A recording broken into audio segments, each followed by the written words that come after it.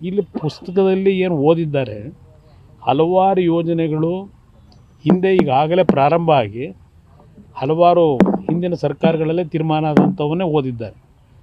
ಉದಾಹರಣೆಗೆ ನಿಮಗೆ ಒಂದು ಫೇಲ್ಯೂರ್ ಆಗ್ತಕ್ಕನ್ನೋದಕ್ಕೆ ಒಂದು ನಿಮಗೆ ಎಕ್ಸಾಂಪಲ್ ಹೇಳ್ತೇನೆ. ಎತ್ತಿನಹೊಳೆ ನೀರಾವರಿ ಯೋಜನೆ. ಎತ್ತಿನಹೊಳೆಗೆ ಈಗಾಗಲೇ ಮೊದಲನೇ ಹಂತದ ಕಾರ್ಯಕ್ರಮಗಳನ್ನು ಯೋಜನೆಯನ್ನು ಮುಗಿಸಿದ್ದೇವೆ. ಎರಡನೇ ಹಂತಕ್ಕೆ ಪ್ರಾರಂಭ ಮಾಡ್ತೇವೆ. ಇನ್ನೇನು 17 ಕಿಲೋಮೀಟ್ರು ಕಾಲುವೆ ಆಗಬೇಕು. ಅದ್ರ ಜೊತೆಗೆ ಕೊರಟಗೆರೆ ಹತ್ತಿರ 1.2 TMC ನೀರನ್ನು ಶೇಖರಣೆ ಮಾಡ್ತಕ್ಕಂಥ ಒಂದು ಜಲಾಶಯ ಮಾಡ್ತೀವಿ ಅಂತ ಹೇಳಿದ್ದಾರೆ.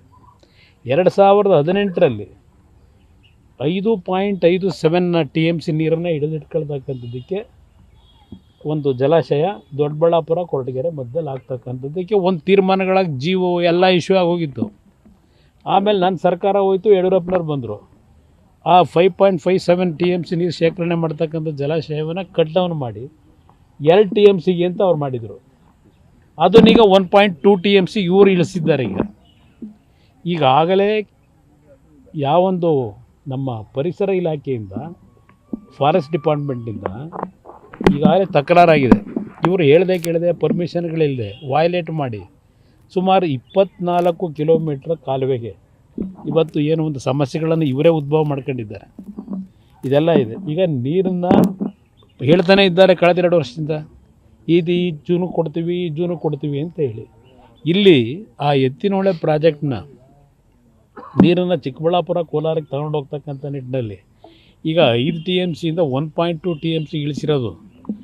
ಇಲ್ಲೇ ಅರ್ಥ ಮಾಡ್ಕೊಳ್ಳಿ ಇವ್ರು ಎಷ್ಟರ ಮಟ್ಟಿಗೆ ಈ ಯೋಜನೆ ತರ್ತಾರೆ ಅನುಷ್ಠಾನಕ್ಕೆ.